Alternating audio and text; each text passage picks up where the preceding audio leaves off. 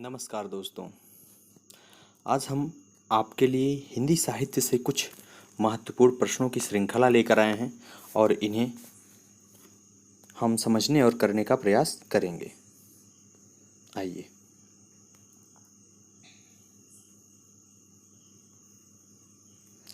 हिंदी साहित्य का आदिकाल हिंदी का एक इतिहास ग्रंथ है। इस कथन के रचनाकार कौन है, ये बताना है कि ये जो कथन है इसके रचनाकार कौन है। कि हिंदी साहित्य का आदिकाल, फ्रेंड्स यहाँ से यहाँ तक आप कॉमा समझिएगा। हिंदी साहित्य का आदिकाल हिंदी का एक इतिहास ग्रंथ है। इस कथन के रचनाकार का नाम है, इस कथन के रचनाकार का क्या नाम है फ्रेंड्स? हजारी प्रसाद द्विवेदी है। रीतिकाल को श्रृंगार काल की संज्ञा किसने दी? बताने का प्रयास करिएगा आप लोग भी। रीतिकाल को श्रृंगार काल की संज्ञा किसने दी? रीतिकाल को श्रृंगार काल की संज्ञा किसने दी? तो किसने दी? पंडित विश्वनाथ प्रसाद मिश्र ने दी है। और फ्रेंड्स अगर इसको देखा जाए तो यह क्वेश्चन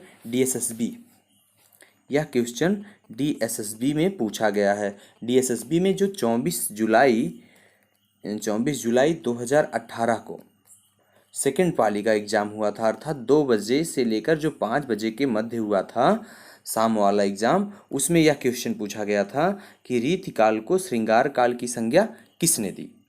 चलिए नेक्स्ट क्वेश्चन की तरफ। आचार्य रामचंद्र शुक्ल ने रीतिकाल का समय माना है।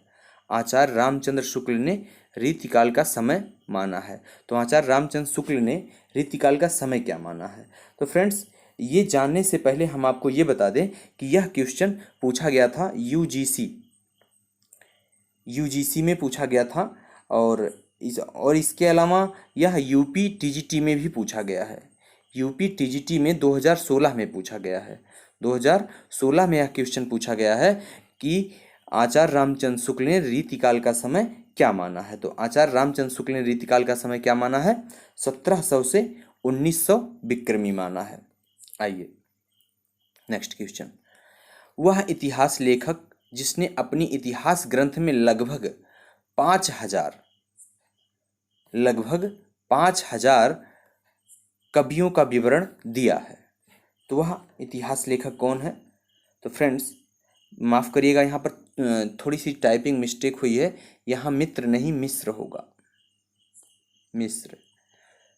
तो 5000 कवियों का विवरण जिन लोगों ने अपने इतिहास ग्रंथ में लिखा है उनका नाम है मिस्र बंधु। और मिस्र बंधु में दोस्तों 3 लोग आते हैं, श्याम बिहारी, सुखदेव बिहारी और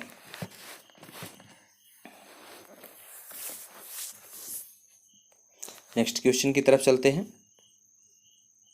हिंदी साहित्य इतिहास के संपादक, हिंदी साहित्य का इतिहास के संपादक हैं तो कौन हो जाएंगे दोस्तों?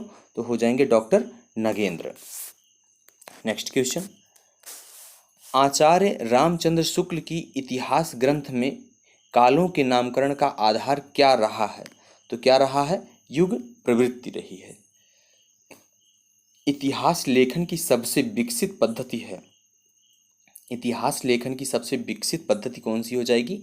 विधेयवादी पद्धति है। नेक्स्ट। वह विद्वान जिसने आदिकाल को सिद्ध सामंत काल कहा है, वह विद्वान को बताना, उस विद्वान को बताना है जिसने आदिकाल को सिद्ध सामंत काल कहा है। तो किसने कहा है फ्रेंड्स? बहुत ही इंपॉर्टेंट है। AVDSSB PGT 23 जुलाई 2018 को पूछा गया है। इसके अलावा DSSB PGT 25 जुलाई 2018 को जो सुबह की पाली में एग्जाम हुआ था उसमें पूछा गया है। इसके अलावा फ्रेंड्स ये GIC प्रवक्ता की भर्ती जो 2017 में हुई थी उसमें भी यह क्वेश्चन पूछा गया है।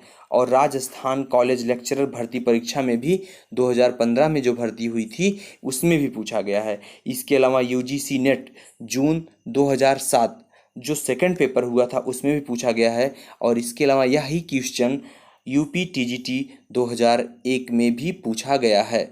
तो इस तरीके से आप खुद समझ सकते हैं कि यह क्वेश्चन कितना आपके लिए महत्वपूर्ण है। तो वह विद्वान जिसने आदिकाल को सिद्ध सामंत काल कहा था, उनका नाम है राहुल सांस्कृत्यायन।